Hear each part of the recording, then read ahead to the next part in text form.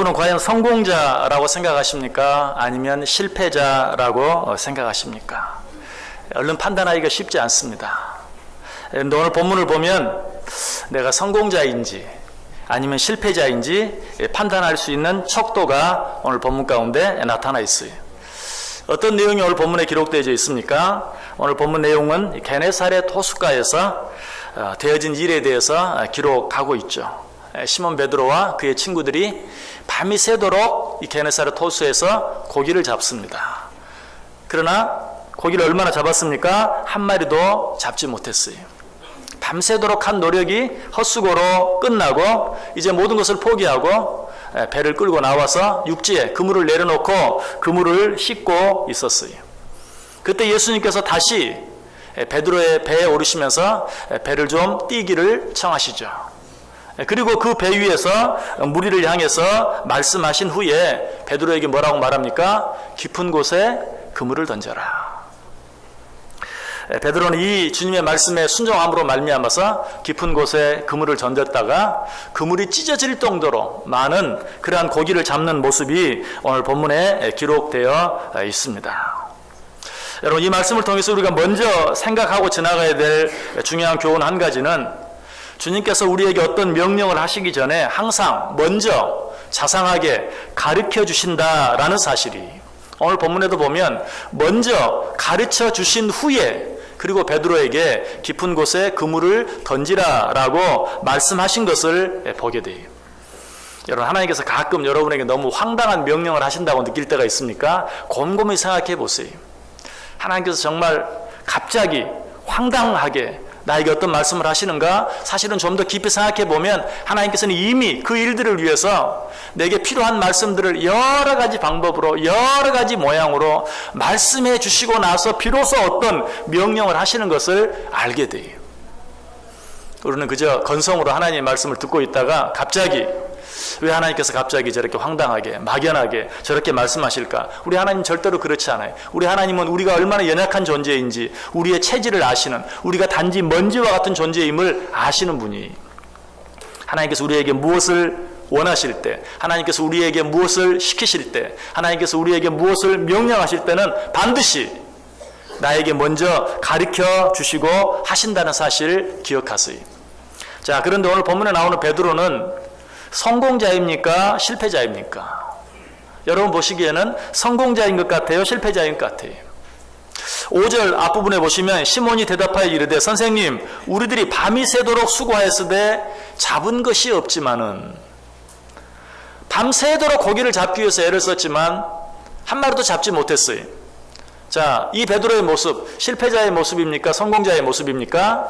분명 실패자의 모습입니다. 혹시 저와 여러분의 모습이 이런 실패자의 모습은 아닌지 한번 확인해 보세요. 지난 2016년 정말 너무나 정신없이 또 바쁘게 또 나름대로 최선을 다하며 오늘 여기까지 달려왔는데 손에 잡힌 것이 하나도 없는 것 같은, 내 생각처럼 되어진 일이 하나도 없는 것 같은 그런 느낌 때문에 나는 실패자다 하는 그런 느낌을 갖지 않습니까? 아마 주위에 있는 사람들이 봤을 때는 야, 저 사람 참 성공했다, 혹 그렇게 말해준다 할지라도 내가 나 자신을 보았을 때 그래, 나는 성공자다 라고 스스로 자신있게 말할 수 있는 사람은 그렇게 많지 않을 것이. 오늘 본문의 베드로도 그랬어요. 밤새도록 고기를 잡았지만 아무것도 잡지 못했어요. 아마도 스스로 자기 자신을 보았을 때 좀 비참하게 느껴졌을 거예요. 이런 베드로의 모습은 틀림없이 실패자의 모습이. 그러나 중요한 것은 베드로는 이런 실패자의 모습으로 끝나지 않았다는 것이. 5절 바로 그 다음에 나오는 6절에 보시면 그렇게 하니 고기를 잡은 것이 심이 많아 그물이 찢어지는지라. 밤새도록 고기를 잡았지만 한 마리도 잡지 못한 실패자의 모습에서 그물이 찢어질 정도로 많은 고기를 잡은 성공자의 모습으로 바뀌어져 있는 것을 보게 돼요. 자, 여기서 우리는 어떻게 조금 전까지도 실패자였는데 금방 성공자로 그 모습이 바뀔 수 있었을까? 그 이유를 생각해 볼 필요가 있어요. 오늘 우리가 이 이유를 바로 생각해 본다면, 우리가 이 이유를 바로 깨달을 수만 있다면 오늘 우리가 비록 실패자의 모습으로 지금 이 자리에 앉아 있다 할지라도 우리는 오늘 이 자리에서 성공자로 바뀌어질 수 있는 것이. 어떻게 실패자였던 베드로가 성공자가 될 수 있었을까요? 그 첫 번째 이유는 베드로는 실패 앞에서도 실망하여 주저앉아 있지 않았어요. 낙심하고 포기하지 않았어요. 어떻게 하고 있었습니까? 2절 보세요. 호숫가에 배 두 척이 있는 것을 보시니 어부들은 배에서 나와서 그물을 씻는지라. 밤새도록 고기를 잡았지만 허탕을 쳤어요. 헛수고를 했어요. 그러나 그것으로 포기하지 아니하고 다시 내일을 위해서 그물을 씻고 있었던 베드로의 모습을 보게 돼요. 여러분, 이런 자들은 절대로 실패자가 될 수 없어요. 우리가 지금 어떤 실패의 자리에 있든지, 어떤 슬픔의 자리에 있든지, 어떤 위기의 순간 가운데 있든지, 내가 거기에서 포기하고 주저앉아 있지만 않는다면, 다시 내일을 위해서 준비할 수만 있다면 그 자리는 실패의 자리가 아니에요. 그 자리는 실패의 자리가 아니라 어떤 자리입니까? 우리가 흔히 말하죠. 터닝 포인트라고 말해요. 무엇인가 새로운 것으로 바꿀 수 있는, 새롭게 시작할 수 있는 전환점이 되는 것이. 비록 내가 지금 실패한 자의 모습으로 이 자리에 있다 할지라도 내가 그런 것들로 인해서 포기하지만 아니한다면, 낙심하지만 아니한다면 지금 이 순간은 실패의 자리가 아니라 새로운 시작을 위한, 새로운 성공을 위한 터닝 포인트가 될 수 있다는 사실이. 오늘 베드로는 그렇게 하고 있어요. 내일을 위해서 다시 그물을 씻고 있어요. 하나님이 이런 자들과 함께 하십니다. 성경을 보면 항상 하나님께서는 이런 자들을 부르시고 또 이런 자들을 들어 사용하셨던 것을 보게 돼요. 대표적인 한 사람 든다면 다윗을 들 수 있어요. 다윗은 실패자예요. 왜냐하면 아버지도 그를 인정하지 않았어요. 형들도 그를 인정하지 않았어요. 사무엘이 이스라엘의 왕으로 세울 자를 기름 붓기 위해서 다윗의 아버지 이새의 집에 왔는데 아무도 다윗을 생각하지 않았어요. 형들이 다윗을 생각하지 않은 것은 뭐 그럴 수도 있다라고 생각할 수 몰라요. 아버지 이새도 다윗을 생각하지 않았어요. 다윗은 어디에 있었습니까? 양을 치고 있었어요. 여기까지만 보면 실패자예요. 아버지도 생각해주지 않는, 형들도 생각해주지 않는, 아무도 없는 곳에서 당시 사람들이 가장 천하게 여겼던 양이나 치고 있는 그런 다윗의 모습은 분명 실패자예요. 그러나 하나님께서는 아무도 거들떠 보지 않는 그 자리에서 자기에게 맡겨진 이 일에 최선을 다하고 있는 다윗을 모르는 채 하지 않았어요. 하나님은 사무엘을 통해서 이 아들이 전부냐? 또 다른 아들은 없느냐? 라고 물음으로써 모든 사람에게 잊혀져 버린 다윗을 생각나게 하고 그 다윗을 데려오게 하고 결국 그에게 이스라엘 왕으로 기름 부음을 받게 하는 그러한 모습을 보게 돼요. 성경은 이 사실에 대해서 이렇게 말하죠. 또 그의 종 다윗을 택하시되 양의 우리에서 취하셨다. 양의 우리. 모든 사람들은 아무도 돌아보지 않는 가장 낮고 천한 자리. 그러나 하나님께서는 자기 자리에서 자기 일을 위해 최선을 다하고 있는 다윗을 부르셔서 이스라엘의 왕으로 세우셨다. 뿐만 아니라 사무엘상 17장 15절에 보면 다윗은 사울에게로 왕래하며 베들레헴에서 그의 아버지의 양을 칠 때에, 다윗은 이스라엘 왕으로 기름 부음 받은 뒤에도 계속해서 양을 쳤어요. 아무도 돌아보지 않는, 모든 사람이 싫어하는 그 일을 왕으로 기름 부음 받은 후에도 아버지의 집과 양의 우리를 오고 가면서 계속해서 양을 쳤어요. 그 일을 통해서 다윗은 누구를 만나게 됩니까? 결국은 아버지의 심부름을 하다가 골리앗을 만나게 되죠. 골리앗을 쳐 죽이게 됩니다. 그 일을 통해서 결국 다윗은 이스라엘의 왕이 되어지는 그런 모습을 보게 돼요. 이것이 하나님께서 일하시는 방법이, 어떤 일 가운데서도 실망하지 아니하고 포기하지 아니하고 끝까지 최선을 다하는 자들, 하나님은 그런 자들을 부르시고 그런 자들을 들어 사용하신다. 하나님께서는 마태를 부르실 때도 마태가 비록 모든 사람들에게 손가락질 받는 일이었지만 세리로서 세관에 앉아 열심히 세금을 거두고 있을 때 하나님은 그 마태를 부르시는 모습을 보게 돼요. 여러분들이 지금 어떤 가운데 있든지 어떤 형편 가운데 있든지 한 해를 보내는 이 마지막 날 마지막 시간에 어떤 마음으로 이 자리에 있든지 혹시라도 아무것도 내 마음대로 되어지지 못한 것 같아서 실망하고 낙심하고 정말 실패자의 그런 마음을 가지고 이 자리에 있다 할지라도 끝까지 포기하지만 않는다면 그 사람은 절대로 실패자가 될 수 없어요. 포기하지만 않는다면 지금 내가 처한 그 모든 상황은 실패의 자리가 아니라 슬픔의 자리가 아니라 무엇이 된다고요? 터닝 포인트가 된다. 새로운 시작을 위한 터닝 포인트가 될 수 있어요.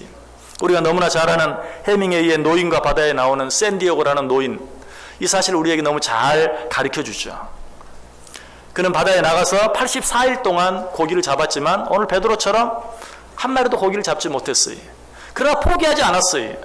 그렇게 했을 때 85일째 되는 날 역시 오늘 베드로처럼 자기 배에 실을 수도 없을 만큼 큰 고기를 잡게 된 것을 보게 돼요.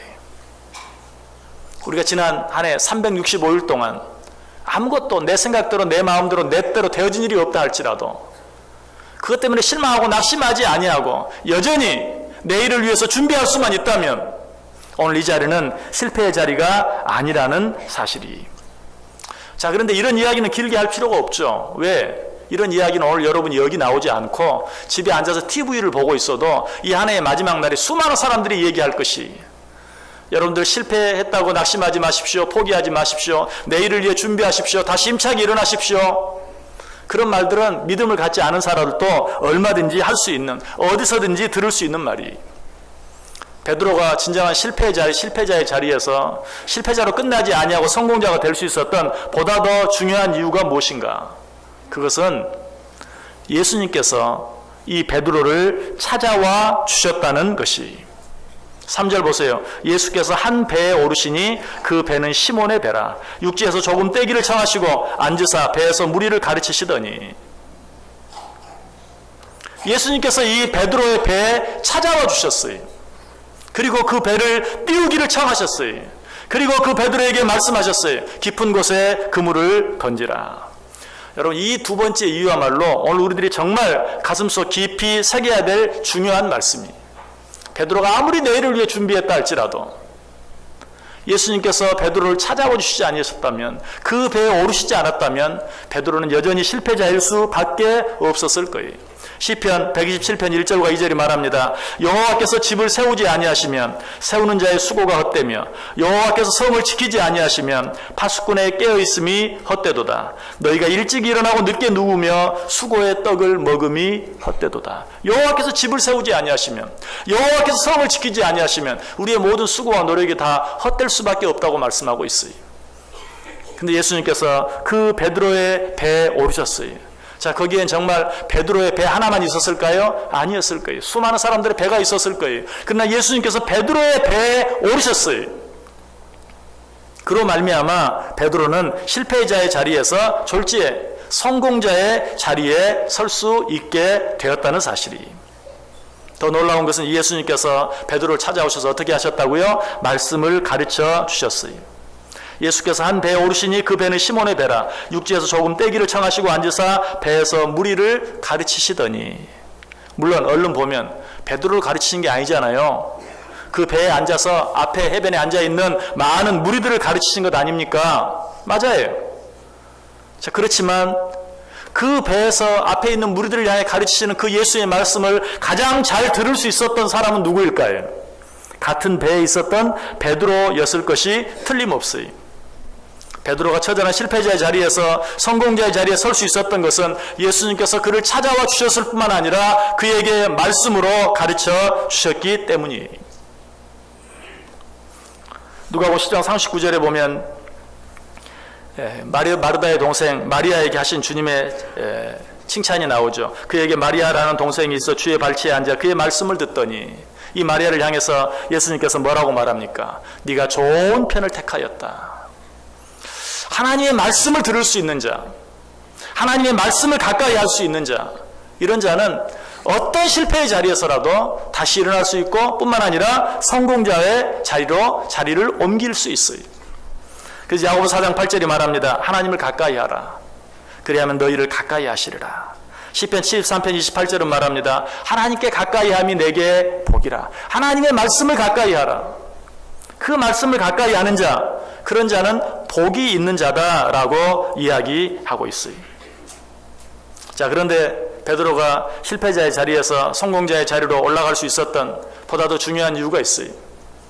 그저 우리가 하나님의 말씀을 듣기만 하면 됩니까? 오늘 베드로는 하나님의 말씀을 들었어요.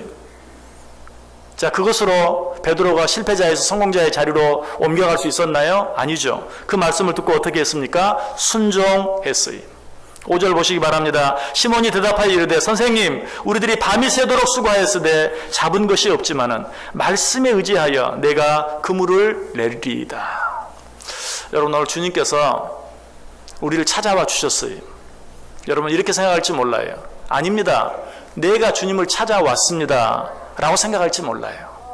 그러나 주님께서 오늘 우리로 하여금 이 자리까지 나아올 수 있도록 은혜 주셨어요.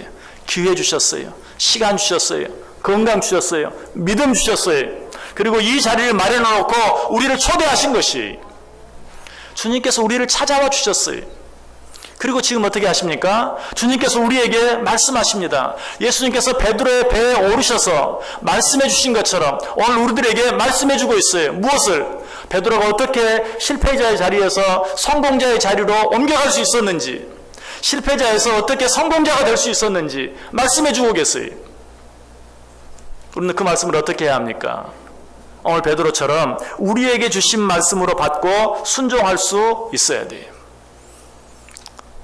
우리는 이 베드로의 순종에 대해 생각할 때 예수님께서 깊은 곳에 가서 그물을 던져라, 그 말씀에 순종했다라고만 생각하기 쉬워요. 그런데 주님께서 그렇게 말씀하셨을 때 베드로가 뭐라고 말하죠? 내가 말씀에 의지하여 그물을 내리리이다. 이 말씀이라는 것이 어떤 말씀일까? 깊은 곳에 그물을 내리라는 말씀일까? 물론 그렇게 생각할 수도 있어요. 그러나 저는 그 이전에 예수님께서 베드로의 배에 오르셔서 무리들에게 가르쳐 주신 말씀, 그 말씀의 내용이 성경에 나오지 않아요. 그러나 그 말씀이 하나님의 말씀에 순종하라 라는 내용의 말씀이 아니었을까? 만약에 그 말씀이 순종에 대한 말씀이 아니었다면 오늘 베드로는 이렇게 말해야 맞아요. 말씀에 의지해서 내가 그물을 내리리이다가 아니고 말씀대로 그물을 내리리이다. 깊은 곳에 그물을 던져라 라고 말했을 때 그 말씀대로 내가 그물을 내리겠습니다, 이렇게 말해야 옳아요. 그러나 베드로는 그렇게 말하지 않았어요. 내가 말씀에 의지하여, 어떤 말씀? 하나님의 말씀에 순종하라는 그 말씀에 의지하여 지금 깊은 곳에 그물을 내리라고 한 그 말씀대로 내가 그물을 내리겠습니다. 오늘 하나님께서 우리에게 뭐라고 말씀하십니까? 하나님께서 우리에게 주신 모든 말씀에 순종하라. 여러분, 순종도 우리의 노력만 가지고 되어지는 것이 아니에요. 내가 순종하겠다고 다짐하고 결단만 한다고 해서 되는 것이 아니에요. 순종도 하나님의 말씀에 의지할 때 순종할 수 있어요. 하나님의 말씀을 듣고 또 듣고, 하나님의 말씀을 읽고 또 읽고, 하나님의 말씀을 배우고 또 배울 때 비로소 그 말씀 안에 무엇이 순종할 수 있는 힘이, 순종할 수 있는 믿음이, 순종할 수 있는 용기가 우리 가운데 주어진다는 사실이. 혹시 여러분, 내가 지난 한 해 동안 얼마나 애썼는데 내가 애쓴 대로 되어지지 아니하는 것 때문에 실망이 되시는 분 계십니까? 내 힘만 가지고 애쓰지 않았습니까? 내 노력만 가지고 애쓰지 않았습니까? 여러분, 베드로도 자기 경험과 그동안에 자기의 모든 지식을 가지고 고기를 잡으려고 애써 보았지만 헛수고했어요. 말씀에 의지해서 그 말씀에 순종했을 때 비로소 자기 경험과 자기 지식으로는 도무지 이룰 수 없는 일을 이루어 낼 수 있었던 것이. 여러분, 2017년 한 해는 어떻게 살기를 원하십니까?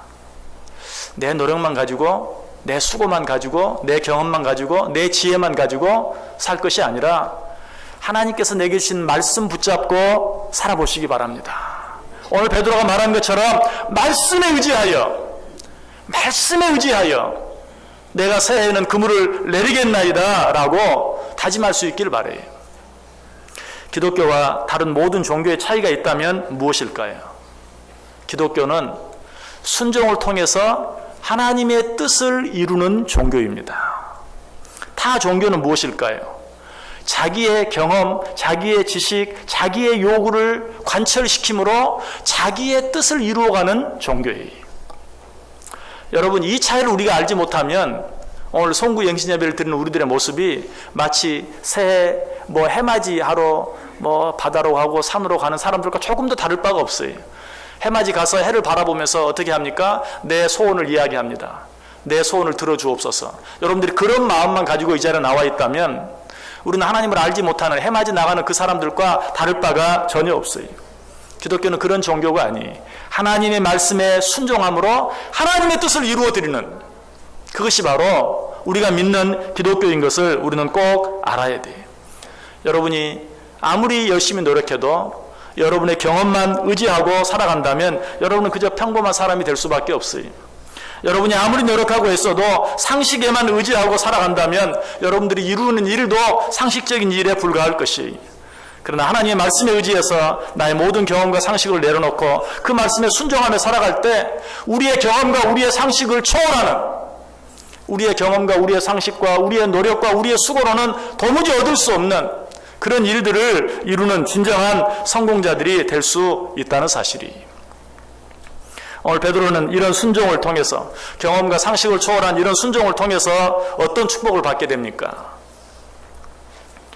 오늘 보면 6절과 7절에 보면 그렇게 하니 고기를 잡은 것이 심이 많아 그물이 찢어지는지라 이에 다른 배에 있는 동무들에게 손짓하여 와서 도와달라 하니 그들이 와서 두 배의 채움에 잠기게 되었더라. 하나님의 말씀에 순종했을 때 우리가 그토록 세상을 살아가면서 원하는 물질의 축복도 풍성하게 받은 것을 보게 돼요. 어떻게 됐죠? 그물이 찢어질 정도로 많은 고기를 잡았어요. 고기를 잡는 것은 베드로의 생계의 수단이었어요. 밤새도록 자기의 생계를 위해서 고기를 잡았지만 한 마리도 잡지 못했어요. 그러나 말씀에 순종하여 그물을 내렸을 때 제일 먼저 그물이 찢어질 정도로 많은, 어쩌면 자기 일생 동안 한 번도 경험해보지 못한 그런 놀라운 물질의 축복을 받게 되었던 것을 보게 돼요. 여러분, 물질의 축복 싫습니까? 우리가 이 세상을 살아가는 동안은 물질이 필요합니다. 물질과 상관없는 삶을 살아갈 수 없습니다. 그것도 하나님이 주시는 은혜요 축복 가운데 하나예요. 신명기 8장 18절이 말해요. 내 하나님 여호와를 기억하라. 그가 내게 재물 얻을 능력을 주셨습니다. 물질의 복도 하나님으로부터 나오는 것임을 믿으시길 바랍니다. 이 복을 어떻게 받을 수 있다고요? 하나님의 말씀에 순종하며 살아갈 때 이 세상에 살아가면서 우리에게 필요한 것들, 우리의 필요를 아시는 하나님께서 그것까지도 우리에게 충만히 채워주신다라는 것이. 그러나 베드로가 받은 축복이 이 축복이 전부였습니까? 그렇지 않았어요. 베드로는 물질의 축복을 받는 것으로 끝나지 않았어요. 그가 하나님의 말씀에 순종했을 때 어떤 축복, 물질의 축복에서 한 걸음 더 나아가서 영적인 축복도 함께 받게 되는 것을 보게 돼요.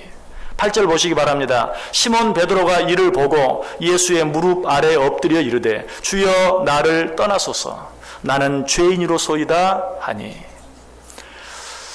주님의 말씀에 순종했을 때 그물이 찢어질 정도로 많은 고기를 잡는 것으로 그의 축복이 끝난 것이 아니라 자기 자신의 죄인된 모습을 발견하게 돼요. 영적으로 눈이 띄어지게 되는 것이. 그래서 그는 그 주님 앞에서 뭐라고 말해요? 예수의 무릎 아래 엎드려 주여 나를 떠나소서 나는 죄인으로서이다. 우리가 하나님의 말씀에 순종할 때 자신이 죄인임을 깨닫게 되는 축복, 거듭남의 축복, 영생의 축복을 받게 되는 것을 보게 돼요. 그것으로도 끝나지 않아요. 거기에 또 덤으로 받는 축복이 있어요. 10절 뒷부분 보시기 바랍니다. 예수께서 시몬에게 이르시되 무서워하지 말라. 이제 후로는 내가 사람을 취하리라. 하나님께서 그에게 놀라운 직분을 허락하시고 하나님께서 그에게 놀라운 사명을 허락하시는 것을 보게 돼요. 우리는 물질의 축복, 또 영혼의 축복, 이런 것들은 축복으로 알아요. 그런데 하나님께서 우리에게 주시는 사명은 짐으로만 생각해요. 우리 지난주에 또 새해 한 해 동안 우리가 한 해 동안 힘쓰고 애써야 될 직분들을 임명했어요. 여러분, 그것이 하나님의 놀라운 축복인 것을 믿으시길 바랍니다. 하나님께서 베드로가 하나님 말씀에 순종했을 때 물질의 복, 영혼의 복과 더불어서 사명의 축복을 허락해 주시는 것을 보게 돼요. 우리가 하나님께서 맡겨주신 사명을 진정으로 잘 감당할 때 비로소 우리는 진정한 성공자가 될 수 있는 것이. 사도 바울은 이 사실을 깨달았어요. 그래서 디모데전서 1장 12절에 말합니다. 나를 능하게 하신 그리스도 예수 우리 주께 내가 감사함은 나를 충성되이 여겨 내게 직분을 맡기심이니. 하나님께서 나를 충성되이 여겨 내게 직분을 맡겨주시니 감사합니다 라고 하나님께 감사했던 것을 보게 돼요. 무엇보다도 베드로는 이 일을 통해서, 하나님의 말씀에 순종함을 통해서 그의 가치관이 완전히 바뀌어지고 새로워지는 변화를 경험하게 되는 것을 보게 됩니다. 오늘 11절 말씀 보세요. 그들이 베드로를 육지에 대고 모든 것을 버려두고 예수를 따르니라. 이전에 베드로에게는 그냥 그 고기 잡는 배가 자기의 전부였어요. 그 고기 잡는 그물이 자기의 모든 것이었어요. 거기에 자기의 생명이 달려 있었어요. 그러나 주님의 말씀에 순종했을 때 그에게는 더 귀하고 아름다운 목표가 생겼어요. 더 귀하고 아름다운 가치관이 생겼어요. 이제는 그 배와 그물을 버려두고 예수를 쫓는, 그리고 진정으로 사람을 낚는 어부가 될 수 있는 그러한 길을 가게 된 것을 보게 돼요. 우리가 하나님의 말씀에 순종할 때 하나님께서 이런 놀라운 변화를 우리에게 허락해 주세요.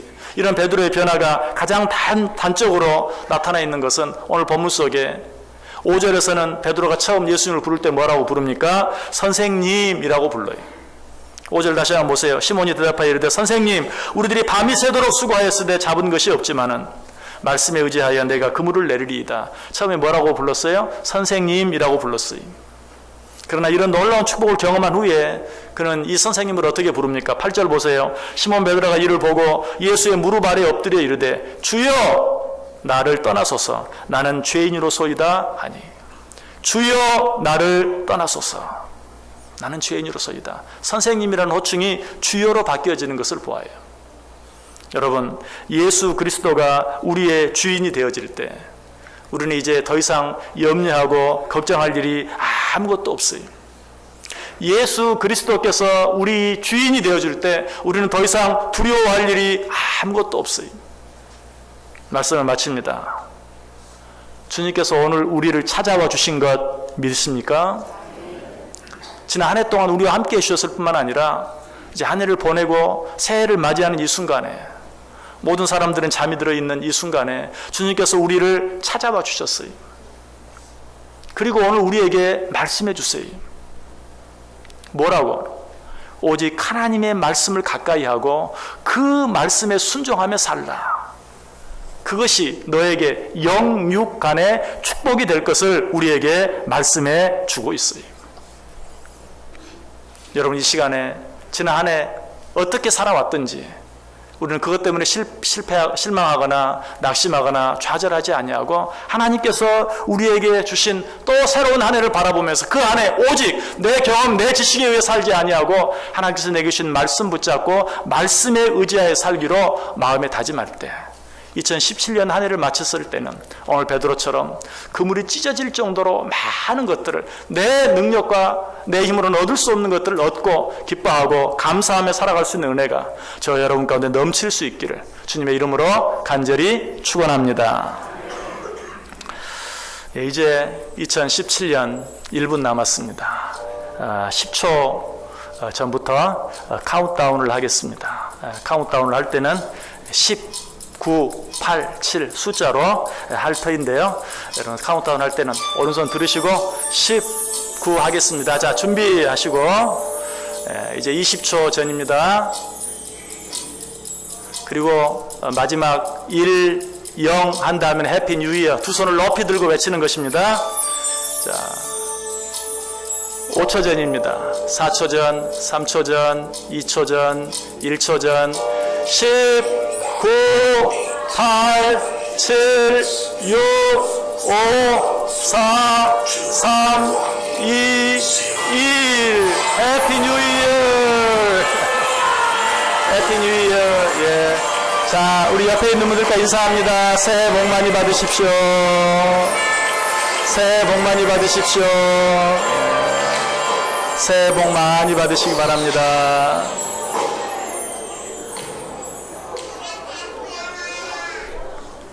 2017년 새해가 밝아왔습니다. 여러분 정말 오늘 말씀 생각하면서 2017년 여러분의 경험대로 살지 마시고 여러분의 뜻만 위해 살지 마시고 오직 하나님의 말씀 붙잡고 살아갈 때 새해 여러분의 가정과 여러분에게 허락하신 모든 산업 위에 하나님의 놀라운 은혜와 축복이 넘치시기를 주님의 이름으로 간절히 축원합니다. 광고 말씀드리겠습니다. 내일 주일 신년 감사 예배 드리고요. 그리고 월요일부터 신년 특별 새벽 기도회 시작합니다. 여러분 오늘 이렇게 또 새해를 송구 영신 예배를 통해서 한 해를 감사함으로 보내고 새해를 믿음으로 맞이하는 예배를 드렸습니다. 이것으로 끝나지 말고 이번 2017년 새해 꼭 월요일부터 금요일까지 진행되는 이 신년 특별 새벽 기도에 참여함으로 하나님께서 주시는 그런 은혜와 축복들을 풍성히 경험할 수 있게 되길 바랍니다. 특별히 이 신년 특별 새벽 기도에 매일마다 특송이 있습니다. 월요일 시무 장로님, 원로 장로님, 은퇴 장로님들 부부 특송이 있습니다. 우리 정순행 장로님 주관하에 잘 준비해서 진행해 주시고요. 그리고 화요일은 제2권사의 특송이 있습니다. 제2권사 회장님께서 잘 준비해 주시길 바랍니다. 수요일은 안수 집사님 부부, 시무 안수 집사님 또 협동 안수 집사님들까지 모든 부부들 다 참여해 주시길 바랍니다. 우리 여인천 집사님께서 주관해 주시면 감사하겠습니다. 목요일은 제1권사의 특성이 있습니다. 제1권사의 화장형연 회장님께서 주관해 주시길 바랍니다. 그리고 금요일에는 우리 청년부 하사모 회원들 특성이 있겠습니다. 이처럼 월요일부터 금요일까지 신년 특별 새벽 기도에 이번 신년 특별 새벽 기도에 학개서를 가지고 말씀 생각하려고 합니다.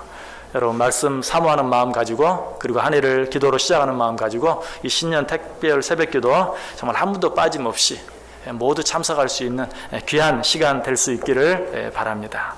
우리 시간 다 자리에 일어나셔서 한 해를 믿음으로 살겠다고 결단하는 마음으로 347장 찬송하겠습니다.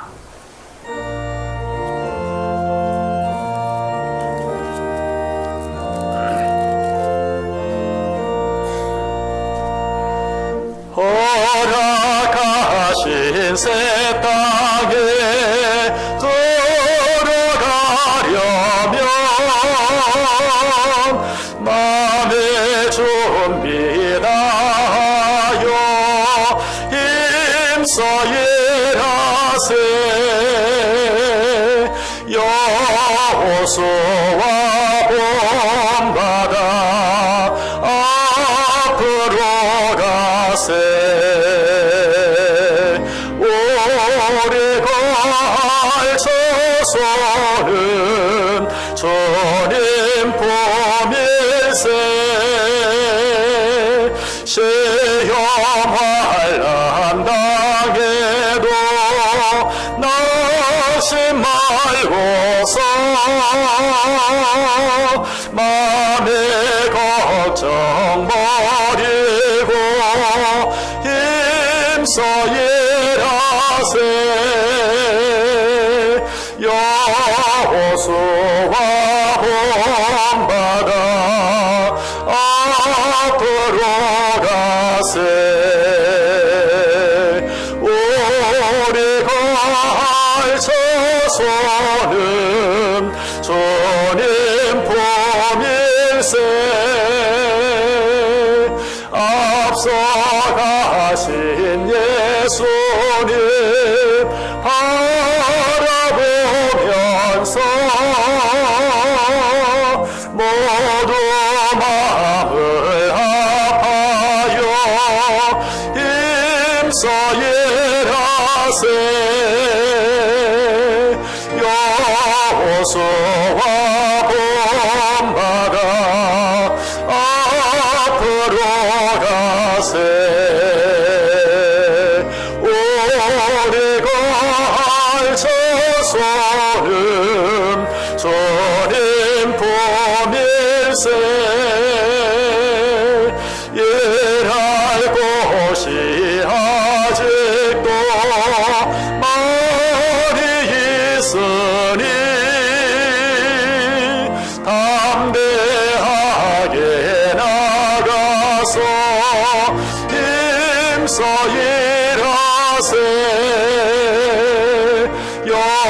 여호수아와 본받아 앞으로 가세. 우리가 할 처소는 주님 품일세.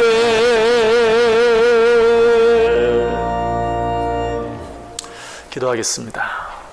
사랑과 은혜가 풍성하신 하나님, 2016년을 감사함으로 보내고 2017년을 믿음으로 맞이할 수 있도록 은혜 주시니 감사합니다.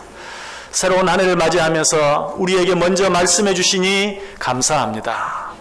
베드로를 찾아와 주시고 그에게 말씀해 주셨던 것처럼 오늘 또 주의 말씀을 붙잡고 살라고, 주의 말씀에 순종하며 살라고, 그리할 때에 너에게 물질의 축복, 영혼의 축복 뿐만 아니라 우리의 가치관이 변화되어지고 새로워지는 놀라운 은혜의 축복을 허락해 주신다고 말씀하신 주님, 새해 이 말씀 붙잡고 말씀에 순종하며 살아갈 때 하나님이 약속하신 이 놀라운 은혜의 축복을 받아 누리며 살게 해 주옵소서. 혹시라도 이 자리에 육신적으로 연약하고 부족하여 지난 한 해 동안 고통당하며 살던 자들이 있습니까? 찾아가 주시고 주여 당신의 손을 얹고 안수하심으로 깨끗함을 얻게 하여 주옵소서. 물질의 문제로 인하여 고통당한 자들이 있습니까? 새해는 약속하신 것처럼 물질의 복도 허락해 주셔서 물질 때문에 영혼의 손해보는 자들 한 사람도 없도록 은혜 내려 주옵소서. 자녀들의 문제로, 가족들의 신앙의 문제로 고통하며 기도하는 자들이 있습니까? 그들의 기도를 들으시고 응답받는 한 해 되게 하여 주옵소서.